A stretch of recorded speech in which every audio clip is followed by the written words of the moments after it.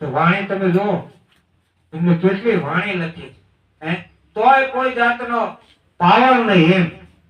હાવ નિર્મળતા, કેટલી બધી નિર્મળતા. આટલી વાણી લખી હોય ને, એક બે ચાર ખાલી કડીયું લખી હોય તો એમ જાડા ધલાતા નથી હે, પણ છતાંય જો દરેક અંકની અંદર હીરા બાપાનો લેખ આવતો. તમે અંકમાં જોજો, ઘણી વખત એમના કીર્તન ને ભજન એ ઢોળ ને એવું અંકમાં આવતું હતું. આપણા મહિને મહિને જે અંક આવે છે ને, એ અંકમાં આટલી બધી જેની પાસે ઉગારામ દાદાની કૃપાથી વાણી ભરપૂર, છતાં એટલી નિર્મળતા, આ પદને જીરવી જેવા પુરુષ કહેવાય.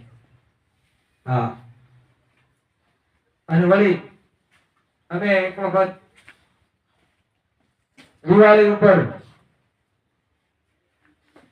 ભેડા પીપળિયા નવીનભાઈ હતા, ઘનશ્યામભાઈ હતા, પછી ભાઈ સહદેવ અને આપણે મહેશભાઈ, આ પરમભાઈ, આ બધા અમે એક વખત હારે ગયા. તો ઠંડી એટલી બધી હતી, છતાં હીરા બાપા એટલી ઠંડીમાં અમારી હારે ને હારે, બોલો.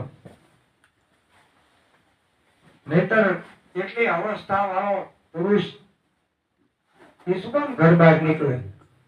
અને વળી ઘરે ક્યાં થોડી કઈ તાણ હતી, તોય અમારી હારે હારે. એક વખત તો અમે બધા ખેતરમાં કપામાં હુઈ ગયા. રાતે સત્સંગ આવ્યો એટલે ઉજાગરો તો હોય, દિવસે અમારે ક્યાં, ત્યાં તો કોઈ આપણે ઓળખીતા હોય ને એ ગામમાં, એટલે અમે કપામાં તરધરી કપામાં અમે હુઈ ગયા, બોલો.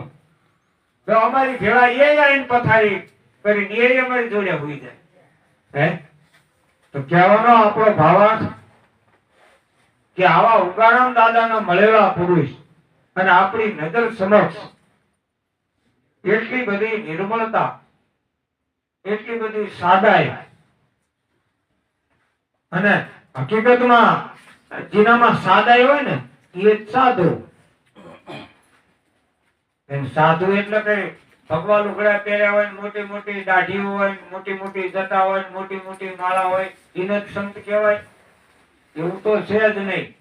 તો ખોટો દાવો છે આપણો.